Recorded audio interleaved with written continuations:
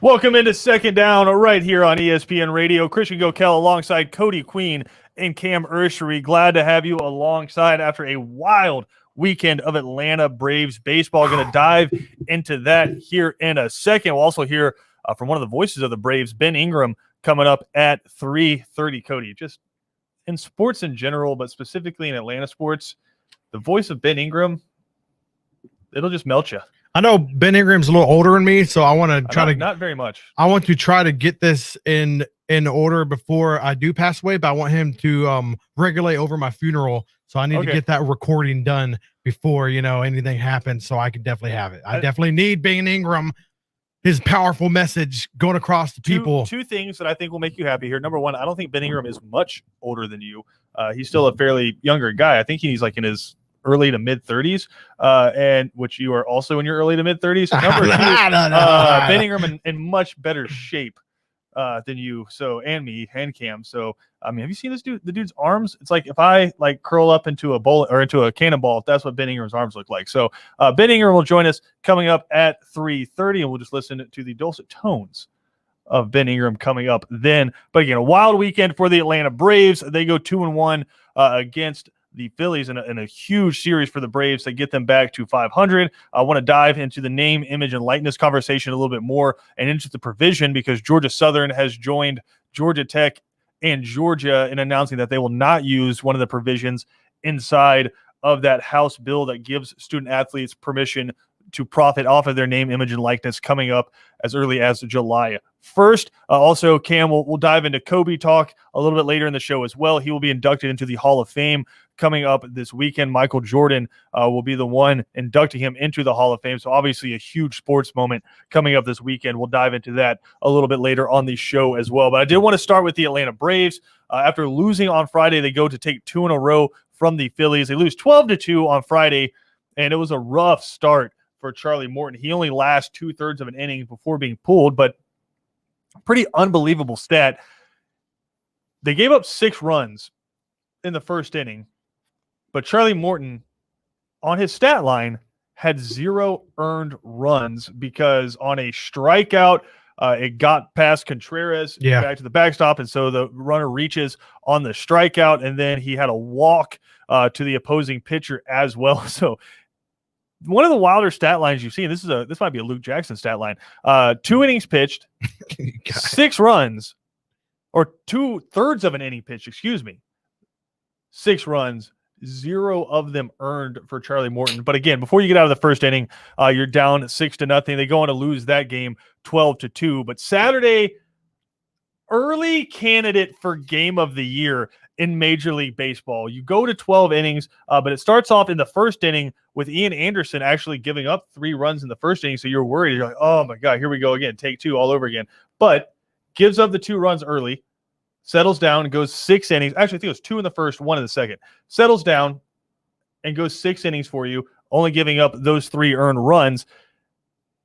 Then it got weird. It's 3-1. A little weird, yeah. Yeah, very weird. 3-1, bottom of the 9th, 2 outs, 2 strikes. Pablo Sandoval at the plate already has 3 pinch hit home runs this season. Prior to this, steps up, does what the Panda does, hits a 2-out jack to tie the game at 3-3. Pablo Sandoval, Cam, now has 4 pinch hit home runs this season. The Braves' record for an entire season is 5. I mean, can you imagine where the Atlanta Braves would be right now without Pablo Sandoval? Kind of in a bad situation, but that just shows how much the game is evolving with everybody being able to hit, not just people in the field, but pitchers. Everybody's able to hit now. The game's evolving and changing. Oh, yeah. So, again, you have Pablo Sandoval coming up clutch. Great call by Brian Snitker again, and a great signing last year by Alex Anthopoulos. So he comes through clutch. So you're tied 3-3. You go into extra innings. Go to the top of the 11th. They score. They're able to advance their guy from second. He comes home to score. So now you're down 4-3 in the 11th. Throwing error by Didi Gregorius brings home Christian Pache. And so, all right, we're going on to the 12th. The 12th, things got bad. You had just bad throws to the catcher in a bases loaded situation. The Phillies are able to push 3 across in the top of the inning. And so you're down 7-4, just kicking yourself because you came all the way back. All your fans are losing it because this weekend was the first weekend where you had a full stadium. Right? Yep. I think Kevin said they pushed through almost 120,000 people through Truist Park over 3 days. So you don't want to blow it again, right? You're down 7-4. Well, here comes William Contreras. Let's go, baby. Contreras able to hit a 3-run double to clear the bases. Let's go. And so you're tied 7-7, and then Adrianza steps up, slaps one to right field, and you win the game. Of course, you get the picture of Dansby Swanson with the hair, and you got the helmet off, and he's yelling. I mean, beautiful, every time Dansby Swanson, very much like Michael Irvin, right? Where like Michael Irvin, anytime he had like a 7-yard slant route catch, standing up. Even if it's not a first down, throwing up the first down signal. Or it's like a defensive back cam where it's like, even if the quarterback clearly overthrew the wide receiver, you still got to give them the old incompletion signal in their face, right? Dansby Swanson, doesn't matter if you're down 10, doesn't matter if you're up 15. If he steals a bag, if he scores a run, just shaking the hair, screaming. I mean, it's smart. It's branding, right? I mean, you got the hair, you get the Pantene Pro V sponsorship. You're good to go. Head and Shoulder sponsorship. It's branding, right? You talk about highlight reels on the field for hitting balls and stretching out for some freaking good old outs. Just as good getting the old Pantene Pro V hair flips, stuff like that. You gotta have on your tape. You gotta have on your tape. I've noticed the Atlanta Braves because they got some good hair on the team. Great hair. Probably lead the league in helmets lost while rounding the bases because they'll round third base and Dansby Swanson, the helmet just comes off. Ozzie Albies, the helmet just comes off somehow. But again. I wonder when they fit them, they're like, hey, don't make it too tight. No. I need this bad boy to be able to fly off. Look, a half a size too big just so I can flip it off. And every now and then, quick. Ozzie Albies, when he rounds third, you'll see like in his running stride, the hand will come up and hit and hit the helmet and sort of knock it off while he's running. It's smooth. It looks good. So anyway, you come back, you win that game 8-7. You get the walk off. Everyone's excited. Adrianza gets chased down. You have a full crowd losing their minds, and then you come back on Sunday. And Sunday was my favorite game of the weekend because we finally got a game where from the jump, the Atlanta Braves were up early. Huascar Ynoa was pitching great, and you're like, we're going to win this game. Just no questions asked. You can enjoy a game where the Braves are going to win it. Came through, and we're able to wrap up that series with the series win. So now you're down a game and a half. You're currently sitting at 500. The New York Mets are leading the league or leading the East right now. They're a game and a half up on you. Get the day off today. You got the Blue Jays coming to town. And the Blue Jays have hit a little bit of a skid, but still a very dangerous team, a team that just got done sweeping you down in Florida. So you get a day off before that. But some other Braves news quickly, and then I'll get your guys' opinion on the weekend here. The Braves have signed Shane Green to a 1-year deal, which is something, honestly, during games you could hear fans clamoring for. When guys were struggling on the mound, you could hear fans just yelling, like, sign Shane Green. You just hear it from the stands. So Alex Anthopoulos, I think you could say he won this deal because Shane Green was asking for a lot of money prior to the season, but you get him for 1 year, $1.5 million. Steal. Which, is absolutely a steal for Shane Green. But last year he had a 2.6 ERA over 27 2/3 innings for the Braves, so a really big deal to get him back. Also, you're expected to get back Chris Martin, not the lead singer from Coldplay. Dang it. Different Chris Martin. You're expected to get Chris Martin back coming up on Tuesday. Kind of ashamed you know that. Yeah, coming up on Tuesday. Don't know the timeline for Shane Green as of yet, but exciting news. So you're feeling like the bullpen's going in the right direction. Max Fried's healthy. He's going to get the start. I think he's getting the start tomorrow night. That's who they have listed, is what I'll say. The Atlanta Braves have Max Fried listed as a starter tomorrow, but because of the day off, you wonder if they'll push that back and start someone else. Don't know how they're going to do that, but we'll find out coming up either later this afternoon or early tomorrow. But again, Cam, just you go in, you sweep the Nationals, you come up against the Phillies, another team that was ahead of you in the division, you take 2 out of 3. To me, it feels like this team's finally getting on track.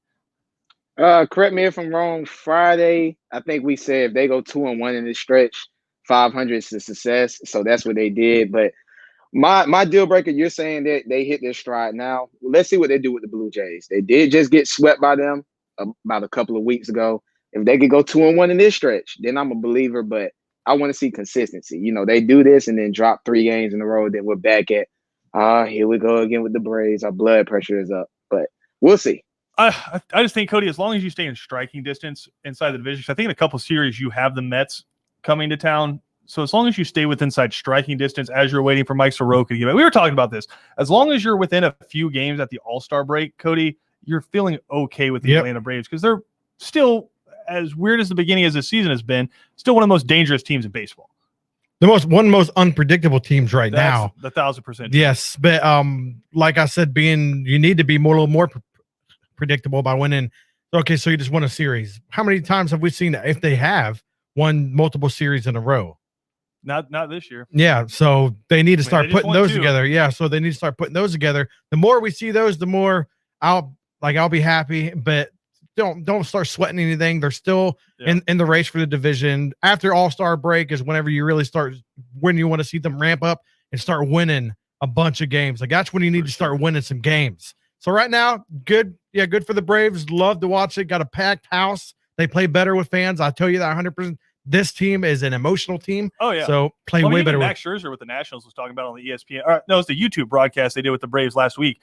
He was talking about it. He said it's such a difference. Yep. Even if you have 5,000 people in the stands versus the empty ballparks, emotionally, it's such a difference. But again, Huascar Ynoa, I think finally there, the story on Sunday, goes 6 innings pitch, gives a 1 earned run, and it was literally on the first pitch of the game. Andrew McCutchen takes him deep. After that, settled in. That slider is nasty, and he's a 2-pitch pitcher, which you really don't see in Major League Baseball anymore. So really cool to see him get out there and dominate. He has been your most consistent pitcher. But trivia time, I don't know if you guys have looked at my Twitter yet, so I'm going to say trivia time. I've not. Do you know which pitcher on the Atlanta Braves currently leads the team in ERA? The Kentucky Waterfall? No, that's not Bryce Wilson. He's got a pretty high ERA right now. Not Ian Anderson. Luke Jackson. Luke okay. Jackson currently with the lowest ERA on the Atlanta Braves, 1.38. He's been really solid for the Braves thus far this season. We're going to see. And Kevin was talking before they really overused him a couple years ago. Luke Jackson was really good. So it's cool to see him get back to form. But last talking point I wanted to hit on the Braves. Again, they have an off night tonight. Can we please stop hitting Ronald Acuna? Like, for the love of God, can we stop that? I think dudes need to start getting ejected. I mean, if I'm Major League Baseball, I get it, right? Sometimes you're going to lose control of a pitch, and you're going to hit a guy in the thigh, you're going to hit a guy in the butt. But for whatever reason, these pitchers quote-unquote, lose the balls high and tight on Ronald Acuna. And I have a stat here. This is from Alex Cooper _13 on Twitter. Ronald Acuna has been hit 22 times in 344 career games. 22. Chipper Jones was hit 19 times in 2,499 career games. Dang. So, I mean, can we get over it with the, we're just trying to pitch? You're hitting him. Keep on happening, man. It's going to be like a hockey game. No, I was going to say, one of two things need to happen. Number one, Major League Baseball needs to come out and protect their players and start saying this isn't just part of playing the game where every now and then you're going to get hit, because that's true. Every now and then you're going to get plunked. This isn't that. This is a trend. And so you need to start telling pitchers, if you hit him, there's a very good chance of the discretion of the umpire, you're probably going to get ejected. Yep. Right? Especially if it's high and tight and pretty clear that you were trying to buzz him or hit him. Because like they try to get you off the plate by buzzing you inside, right? Yeah. Going high and tight is super dangerous. You're going to hit a lot of things that matter. Elbows, wrist, fingers, face, right? And Ronald Acuna is one of the top 5 most valuable, I'll say, players in Major League Baseball. So I think Major League Baseball needs to protect him. If that doesn't happen, what needs to happen is the Atlanta Braves need to protect their own. And the next time someone goes high and tight on him and hits him, clear the benches. Dude, do it, boys. I mean, how many times are you going to sit there? And I'm not blaming the Braves, because they have gone out there and gotten into some scuffles, specifically with the Jose Urena stuff with the Marlins. But how many times, Cam, are you going to sit there and watch your teammate, and clearly the guy who has been carrying your team this year, the far and away best player on your team, that from all I can gather, everyone loves, because every time he comes back in the dugout, the good plays, they're doing the selfies in the outfield, everyone loves him. How many times are you going to watch your friend and your teammate get hit without any kind of retaliation? It should only take one time. That, I mean, you want to, you know what I'm saying? If you want to enforce, that's not going to happen anymore. You do it one time, they're not going to do it anymore. So it should only be one time. You do that, they're not going to do it anymore. Enforce it, be done. I guarantee they won't mess with it anymore. I don't know how far Major League Baseball can go with it, but I'm telling the umpires, you got to start protecting these guys a little bit. Like, even like the first time they buzz him real close, I've given a warning to the pitcher, at least, or a warning to the manager, saying, like, because I mean, in baseball, you give them a warning, they do it again, you're out. Like, like I'm giving a warning to the pitcher if they buzz this guy. And I'm not just saying Acuna. I mean, again, we gave you the stat. Let me pull it back up here one more time. He's been hit 22 times in 344 games. That's absurd, dude. 22 times in 344 games. That's 3 times more already than Chipper Jones was hit in his entire career that spanned 2,499. Wait, how many games? 344. I don't inherently need the math, but how many hits? 22. Every 15 games he gets hit. Yeah. Dang, boy. Which, I mean, you get hit. And he's getting buzzed more than that, right? Yeah. And with the Jose Urena stuff, it was after Acuna took him deep off a couple of first pitches. The next time he saw him, he plunked him. Like, that was clear. Dude, you're getting hit every 15 games? Yeah, like, it sucks. And it's 99 miles an hour to your wrist. Yeah. Like, I mean, it hurts, man. And again, it's going to suck when one of those – the Braves got really lucky. The Braves got really lucky where – I thought Dave O'Brien had a good tweet. He said they caught a break because there wasn't a break. Acuna got hit in the hand, and you're like, that's got to be a knuckle or something. Like, that's got to be some kind of hairline fracture. Luckily, it wasn't. But, I mean, it very well could have been. And then all of a sudden, baseball is without one of its top 3 or 4 players for 3 months. Like, that's what's going to happen. So that's where I'm saying Major League Baseball maybe needs to step in a little bit there and protect one of their important players. We got more to come here on Second Down. We'll dive into the name, image, and likeness. Again, Georgia Southern taking a stand, according to Anthony Dasher. We'll come back and talk about that next right here on ESPN Radio.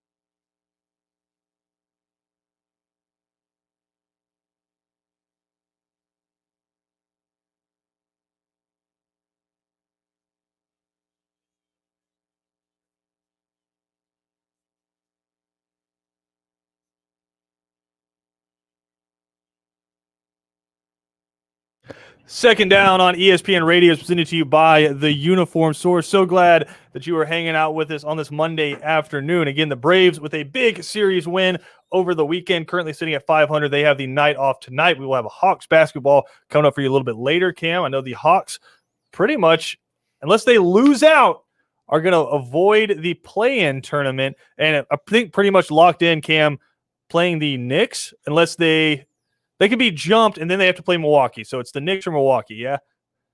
Yeah, Knicks or Milwaukee. You want the Knicks. Yeah, you want clearly. the Knicks. You don't want Giannis. You do not want Giannis. But again, that coming up a little bit later for you right here on ESPN Radio. But we were having this conversation last week, Cam. I think you might have been off on this day. But again, last week, Georgia Governor Brian Kemp signed into law a name, image, and likeness bill that will take effect on July 1st, which will allow student athletes at Georgia institutions to profit off of their name, image, and likeness, something that had been not allowed. I'm not going to say illegal, but not allowed ever in college sports. And now still technically against the NCAA rules, but I believe Mark Emmert is in Washington, D.C. today meeting with Congress, NCAA president there, about getting Congress to pass a bill because he's trying to pass the buck on that one a little bit. Instead of having all these states have different ones, he wants one federal umbrella around name, image, and likeness. But specifically for the state of Georgia, Governor Kemp has passed a law, and on July 1st, Georgia players will be allowed to do that. Now, there is a provision inside of that law that's getting a lot of attention, and the provision would allow the institution that an athlete attends to take as much as 74.99%. Yeah, 74.99% or no more than 75% of a student's earnings off of his or her name, image, and likeness, right? So, Cam, you're at Savannah State. You get a $3,000 deal from Nike with your shoes because you're that guy on Instagram. They're going to pay you $3,000 because you are who you are to just market their stuff for them. Well, and I'm not saying Savannah State is doing this. Savannah State has come out and said that they are waiting for NCAA guidance. I'm not saying. I'm just using Savannah State as an example to be very clear here. If Savannah State had a policy where they took 50%, then you're walking home with $1,500, Cam, and Savannah State would take that $1,500, put it into a bank, and then use it to spread the money out to other student athletes after they graduate or after they leave the institution for 12 months to pay them out basically an escrow, a check after they leave. I am not a fan of this at all, and I got a lot of reasons for that. And to be clear, Savannah State is waiting for NCAA guidance. They have not taken a position on the bill. They're going to do everything they can for their student athletes. That comes directly from the top of Savannah State Athletics. They want to stay in compliance. Georgia Southern, and Georgia Tech have now all announced they will not be using that provision. And if I have to imagine, they did so as quickly as possible, because can you imagine the negative recruiting that is coming from other states? Nick Saban, when he's going in to sit down or recruit somebody, number one is Nick Saban. He's got all the rings. He just got a brand new shiny one. But if he sits down and he can go, hey, why would you go to a school in Georgia? They can take your money. You come to a school in Alabama, when those laws get passed, we're not taking any of your money, right? Just the negative recruiting that can go into it. I have to imagine Kirby Smart, Jeff Collins, Chad Lunsford are all like, guys, we got to get rid of this, right? So that's before we get to just the morality of it, right? If you're in business school, if you're in law school, if you're in the music school, if you are in the journalism department, and you earn money off of that. We know plenty of people, Cody, that we work with, have on the shows that are still in school, but go and work for newspapers, right? Our friend McLean Baxley works for the Savannah Morning News. The homie. He just graduating from Georgia Southern, right? Phenomenal writer.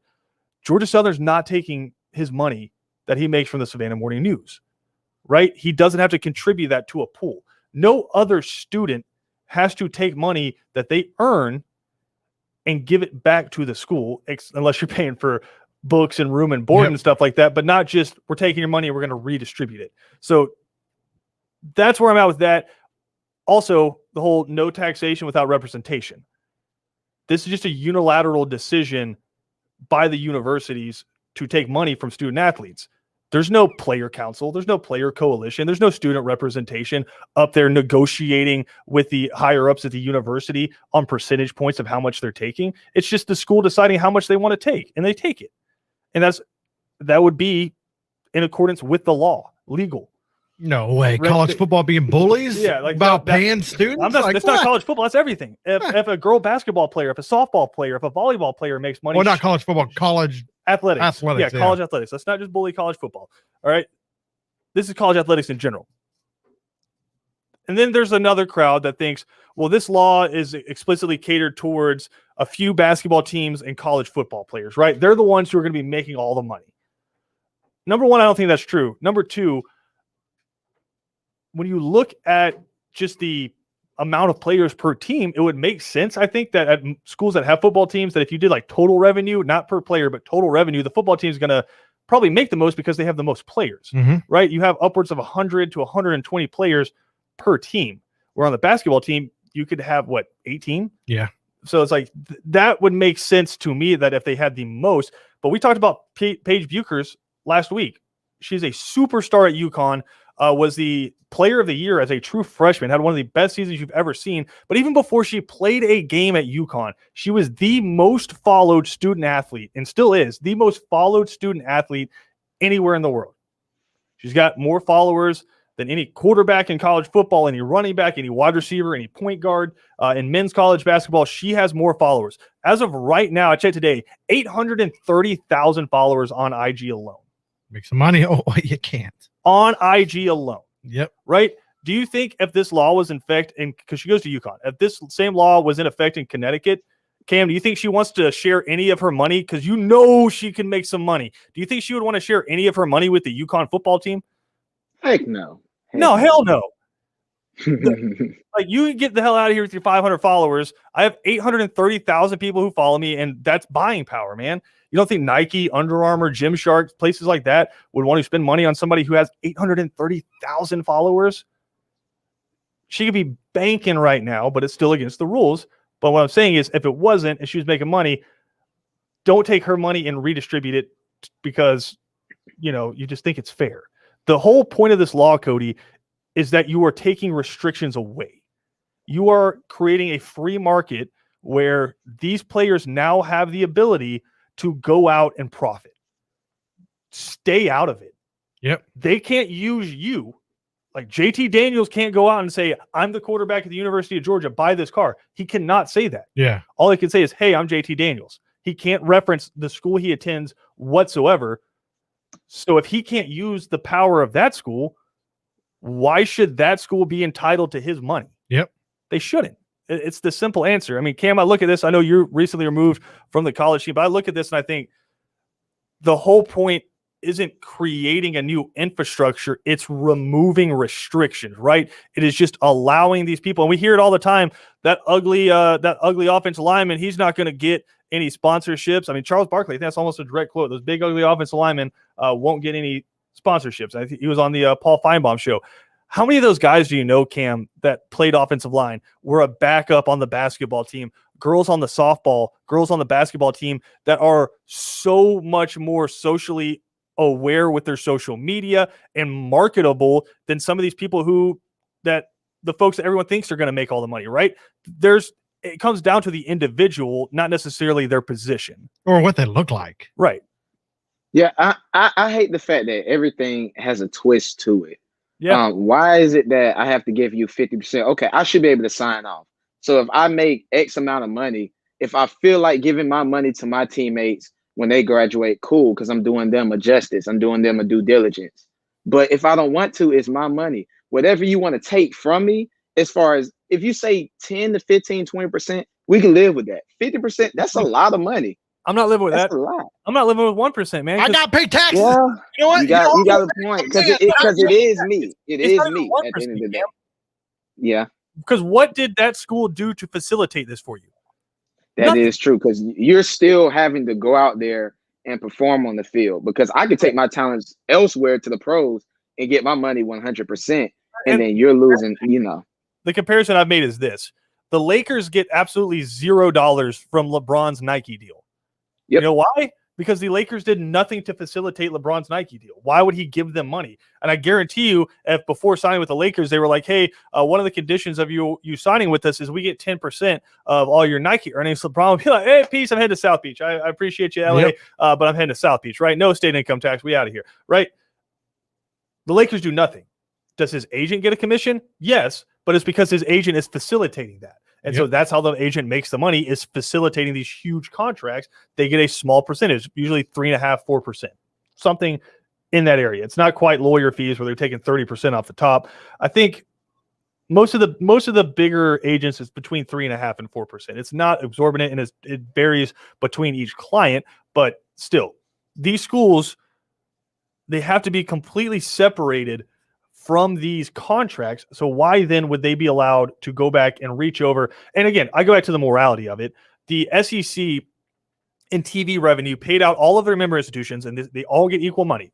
No matter if Alabama has 2,000 times more TV views than Vanderbilt, they get paid out the same amount of money. They handed out, I believe, let me see. Yep, I have it right here. $45.5 million TV checks.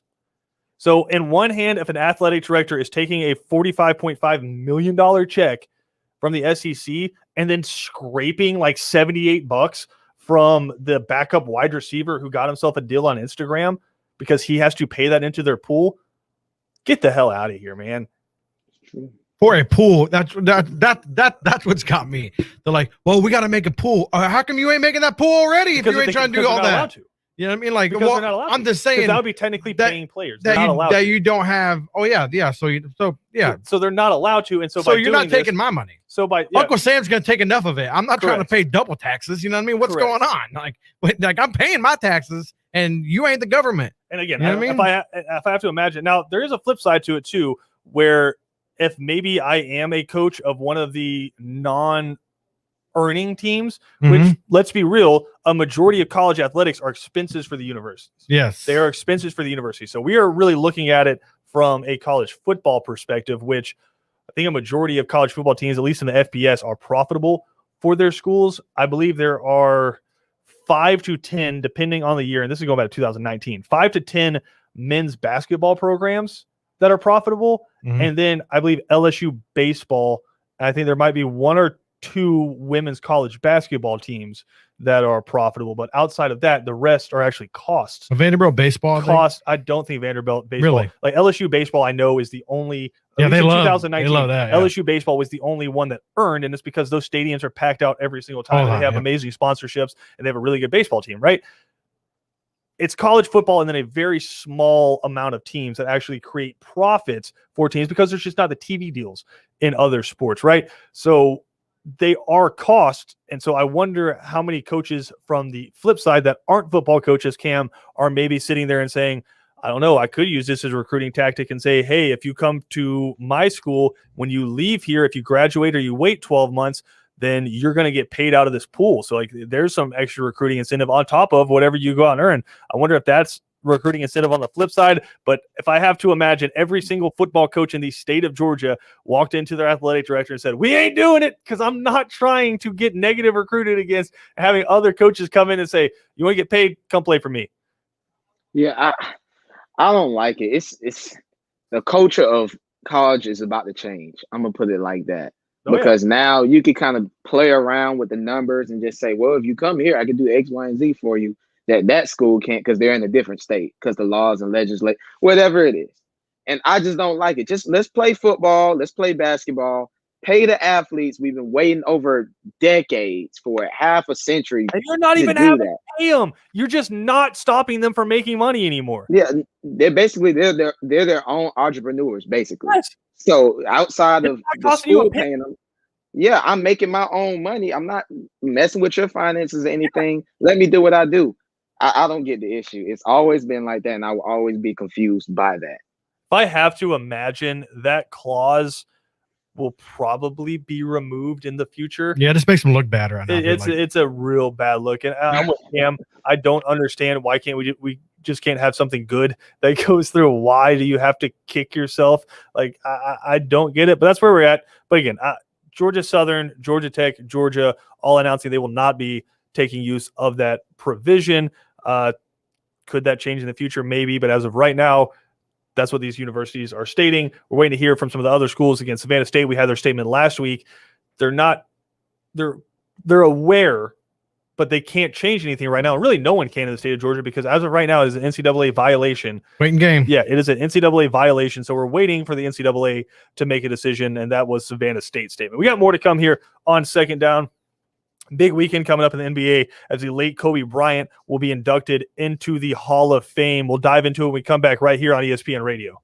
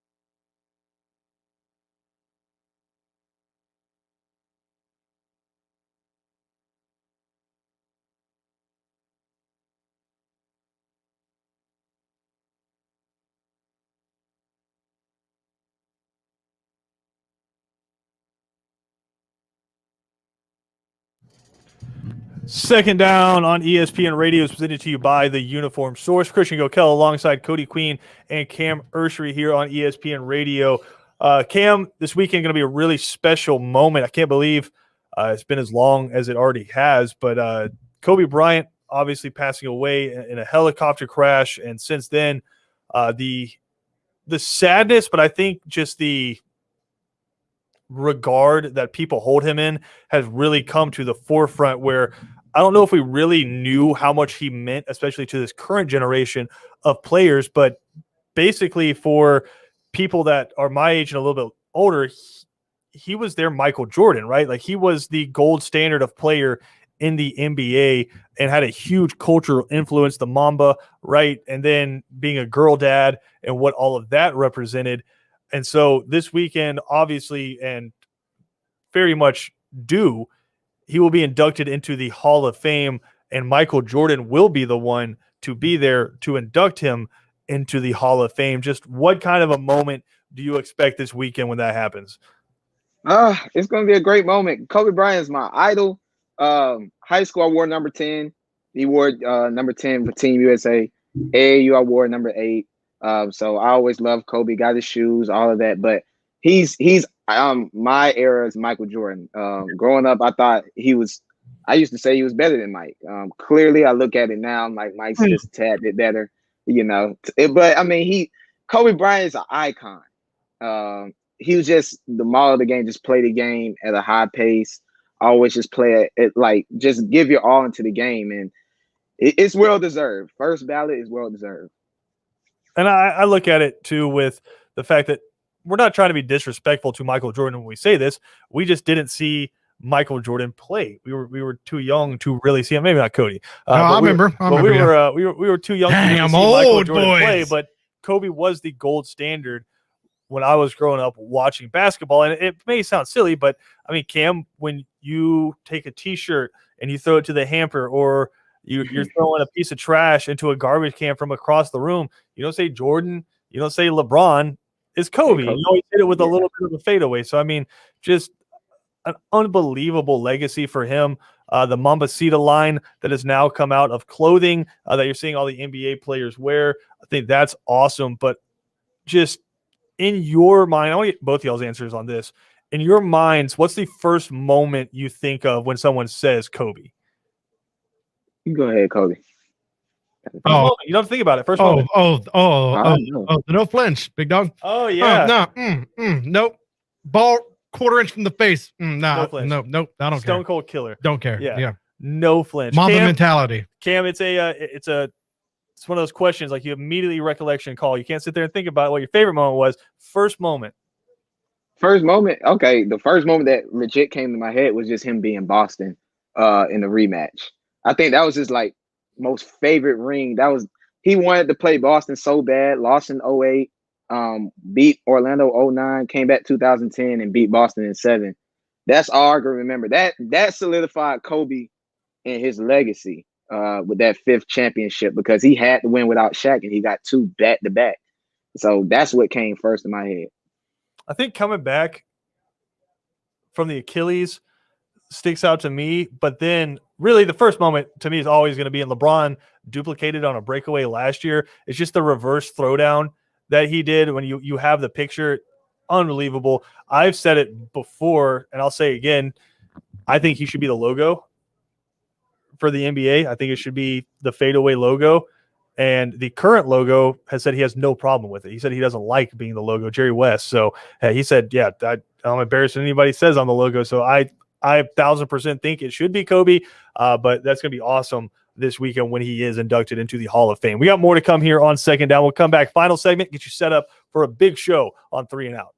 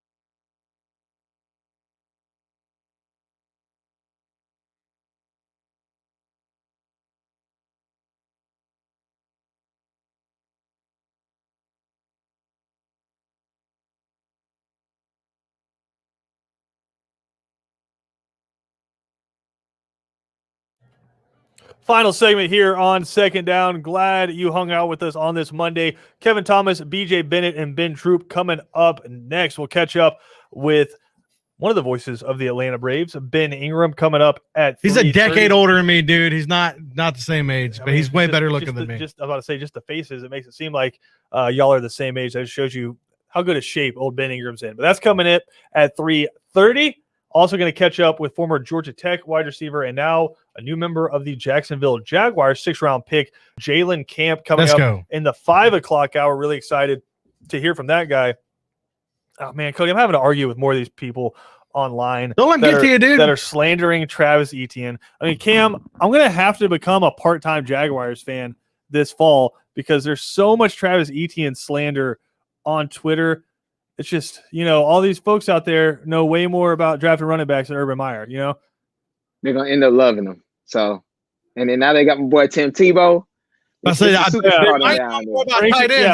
news in one of the breaks. Tim Tebow has signed with the Jacksonville Jaguars as a tight end. Can you imagine the first time Urban Meyer puts Tim Tebow in at quote-unquote Wildcat and pulls Trevor Lawrence out of the game? That stadium is going to lose their minds in a bad way. Someone said something like, why would you do that? Why would you do ticket sales? They're going to pay him almost league minimum. Exactly. And they're going to make way more money by putting butts in seats than Trevor Lawrence being there. I bet you. You know what puts butts in seats? Winning games. And I love Tim Tebow. He does a great job on the SEC Network. He was a really good minor league probably not a really good minor league baseball player, but he was a good minor league baseball player.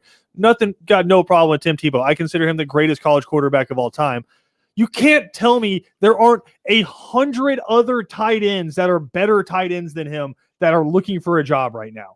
No, I'm not saying that, but they're doing a literal just for ticket sales. I think this is a preseason, just get some attention, get some press kind of a deal. I don't think he makes the 53-man roster. You cannot justify keeping Timothy Tebow on this roster over another cornerback, over a linebacker. You get 53, I think it's 55 now, but you get roughly 55 spots. This is just wild to me. And I know there's Florida fans listening right now. They're getting hugely upset. I'm not slandering Tim Tebow as a quarterback. I am slandering Tim Tebow as a tight end. See, that's the reason why they're doing it. Because they know those Florida fans will come they're doing it from state around to come watch the Jags. They're doing it to watch a third-string tight end sit on the bench. I'm waiting for the Wildcat. Right here. Cam, they're doing it because of what we're doing right now. We're talking about the Jaguars. That's why you signed Tim Tebow. He's probably not going to make the roster out of the preseason. I mean, watch, he does this, and then he goes on to have the greatest receiving season by a tight end in history. And I'll be the person they use in the montage. No one's predicted this, though. But this is just complete PR. But I feel bad for the tight end out there who's actually 6'5", runs a 4.6, and is getting looked over because they want Tim Tebow for a PR stunt. They just drafted a tight end. It is. Yeah, old Luke Farrell was on the show. Luke Farrell's like, he's like, Tim Tebow, I ain't showing you nothing. I ain't showing you zip. It's like Brett Favre said, it ain't my job to train you. It's my job to make the team better. All right? That's where we're at.